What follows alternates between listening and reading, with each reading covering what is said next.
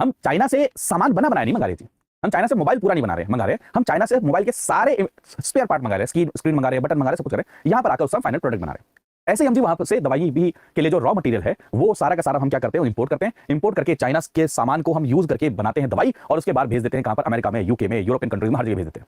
इससे हमें क्या होता है, फायदा होता है ना, ये सारी चीजें तो याद रख लेना। अभी भारत एक्टिव फार्मास्यूटिकल इंग्रेडिएंट्स कहां से इंपोर्ट कर रहा है, रॉ मटेरियल को, और साथ में हम क्या कर रहे हैं, एक्सपोर्ट कर रहे हैं अपनी दवाइयों। ठीक है, ये चीज याद रखेंगे, काफी इंपॉर्टेंट है। तो सितंबर 2025 में यूएस के प्रेसिडेंट ने टैरिफ की अनाउंसमेंट करी थी, और प्लीज याद रखिएगा इंडिया को क्या बोला जाता है, फार्मेसी ऑफ वर्ल्ड बोला जाता है ना, फार्मेसी ऑफ वर्ल्ड बोला जाता है। ठीक है, तो यूएस का ये जो मूव है ये इंडिया को तो इंपैक्ट करेगा ही, साथ में यूएसए के जो लोकल लोग हैं उनको भी तो इंपैक्ट करेगा, क्योंकि उनके लिए भी तो दवाइयां महंगी हो गई है, तो ये भी चीज याद रखिएगा। ठीक है, तो याद रखिएगा इंडिया के अंदर में इस समय पर हम बहुत ज्यादा फोकस थे एक्सपोर्ट लेड ग्रोथ पर, कि हम जितना ज्यादा एक्सपोर्ट करेंगे उतना ज्यादा हमें क्या होगी, हमारी ग्रोथ होती रहेगी। ठीक है, लेकिन ये जो टैरिफ है ये हमारे फार्मा इंडस्ट्रीज के ऊपर में इंपैक्ट करेंगे, इंडिया का जो डोमिनेंस था जेनेरिक मेडिसिन के अंदर में उसके ऊपर में इंपैक्ट करेंगे। एंड अब इंडिया के पास में सबसे बड़ा कंसर्न है कि अब हम हमारी दवाइयों को और कहां भेजें और कहां बेचें, इसीलिए वर्ड यूज करते हैं डाइवर्सिफिकेशन ऑफ फार्मा इंडस्ट्री। ठीक है, क्लियर? अब एक नंबर आप समझिए, वर्ल्ड के अंदर में दवाइयां एक्सपोर्ट कौन कौन करता है, यही तो सबसे बड़ी परेशानी है।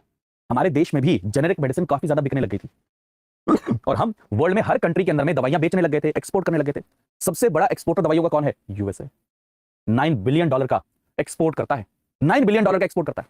उसके बाद में अगर दूसरे नंबर पर देखा जाए तो पता है कौन आता है, अभी जस्ट याद रखिएगा, यूके भी आता है।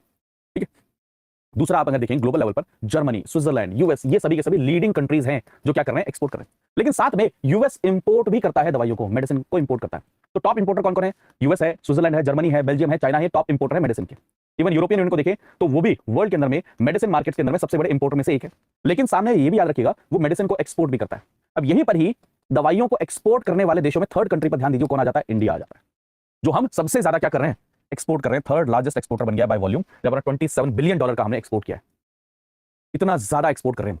एंड ये कारण है जिसके कारण में यूएसए हमारे ऊपर में क्या लगा रहा है, टैरिफ लगा रहा है, यही कारण है। एंड बेसिकली यही रीजन है, और इसका इंपैक्ट अगर आप मेंस के पर्सपेक्टिव से देखेंगे तो यही आता है कि ये इंपोर्ट और एक्सपोर्ट में कोई भी डिसरप्शन अगर होगा तो इसका डायरेक्ट इंपैक्ट हमारे यहाँ पर जॉब क्रिएशन पर होगा। हमारे यहाँ पर इसका एमएसएमई सेक्टर यानी कि माइक्रो स्मॉल मीडियम एंटरप्राइजेस, आपके आसपास में कितने सारे लोग होंगे जो छोटी छोटी फैक्ट्रीज में काम करते होंगे, तो उनके ऊपर में भी इंपैक्ट पड़ेगा। ठीक है, तो ये चीज याद रखिएगा, बहुत इंपॉर्टेंट है। एंड उसके अंदर में भी जो जेनेरिक मेडिसिन है जो हमारी एक्सपोर्ट हो रहा है उसमें 70% क्या है, जेनेरिक मेडिसिन आती है। लेकिन एक बड़ी इंटरेस्टिंग बात बताऊं, इस जेनेरिक मेडिसिन को बनाने के लिए जो हम यूएस में एक्सपोर्ट कर रहे हैं, यूरोप में एक्सपोर्ट कर रहे हैं, उसके लिए जो हम इंपोर्ट करते हैं चाइना से इंपोर्ट करते हैं, जिसको हम एक्टिव फार्मास्यूटिकल इंग्रेडिएंट्स बोलते हैं, 72% करते हैं। मतलब मैं ये नंबर्स बताकर आपको बताना चाहता हूं कि हम एक तरफ में एक्सपोर्ट को तो बढ़ा रहे हैं, डोमेस्टिक मैन्युफैक्चरिंग बढ़ा रहे हैं, लेकिन डोमेस्टिक मैन्युफैक्चरिंग करने के लिए हमें क्या करना पड़ रहा है, जो जेनेरिक मेडिसिन बनाई जा रही है, जो जेनेरिक मेडिसिन को मंगाया जा रहा है, उसको बनाने के लिए क्या है, हमें चाइना से रॉ मटेरियल मंगाना पड़ रहा है। तो ये हमारे लिए बहुत बड़ा कंसर्न है, जो हमारे लिए हमेशा क्या रहेगा, रिस्क रहेगा, हमेशा रिस्क रहेगा। समझ रहे हैं इस चीज को? तो इसलिए आप देखेंगे टैरिफ इसको थ्रेट कर रहे हैं, अफोर्डेबिलिटी को भी थ्रेट कर रहे हैं। यूएस के अंदर में जो कैंसर की थेरेपी है, प्लीज याद रखिएगा, यूएस के अंदर में जो कैंसर का इलाज करने के लिए जो दवाइयां वगैरह यूज होती है बहुत कॉस्टली है। तो इंडिया अगर मान के चलो, प्लीज याद रखिएगा, अरे हम टॉप पर नहीं है, बट जिस स्पीड से पिछले 2 साल में हम बढ़े हैं, इसीलिए फार्मेसी ऑफ वर्ल्ड कहा जा रहा है। सबसे ज्यादा हम लगातार यहां पर बढ़े हुए हैं, सबसे ज्यादा एक्सपोर्ट करने की कगार पर चल रहे हैं। आने वाले 1 साल में शायद हम सबसे टॉप एक्सपोर्टर भी बन जाएंगे, और उसमें भी सबसे ज्यादा हम चीप मेडिसिन को एक्सपोर्ट करेंगे। वर्ड समझिए, चीप, सस्ती मेडिसिन एक्सपोर्ट करें, जिसके कारण हमारा जो रेशियो है ना वो ज्यादा बढ़ता है, लोग हमारी दवाइयों को ज्यादा खरीद रहे हैं। ठीक है, तो ये कह रहे हैं कि नो डाउट इंडिया के ऊपर में तो इंपैक्ट पड़ेगा कि हमारा एक्सपोर्ट नहीं हो रहा, उतना ही इंपैक्ट यूएसए के लोगों का पर भी तो पड़ेगा, जहां पर यूएसए के लोगों के लिए जो दवाइयां हैं वो महंगी हो जाएंगी, वो महंगी हो जाएंगी। ठीक है, तो ये सारी चीजें हैं। इवन यूएस ने तो इंडिया के ऊपर में एक और एलिगेशन लगाई कि आपको ध्यान है production link incentive scheme, production link incentive scheme, जहां पर प्रोडक्शन इंडिया बढ़ा रहा है काफी ज्यादा, कंपनीज को कह रहा है कि भाई आप प्रोडक्शन करते रहो, इतना प्रोडक्शन करोगे, जितना प्रोडक्शन करोगे उसका आपको इंसेंटिव प्रोवाइड कर दिया जाएगा, है ना। वहां पर आपको ध्यान होगा कि प्रोडक्शन लिंक इंसेंटिव स्कीम के ऊपर में भी यूएसए ने, इवन चाइना ने भी एलिगेशन लगाया कि इंडिया जो यहाँ पर production link incentive scheme provide कर रहा है, डब्ल्यूटीओ का क्या है, डायरेक्टली वॉयलेशन है। ठीक है, तो ये सारी चीजें आपस में इंटरकनेक्टेड है। एंड आने वाले समय के लिए हमें बहुत जल्द जरूरत है अपने ट्रेड को डाइवर्सिफाई करने की एंड अपने नई डेस्टिनेशंस को आइडेंटिफाई करने की।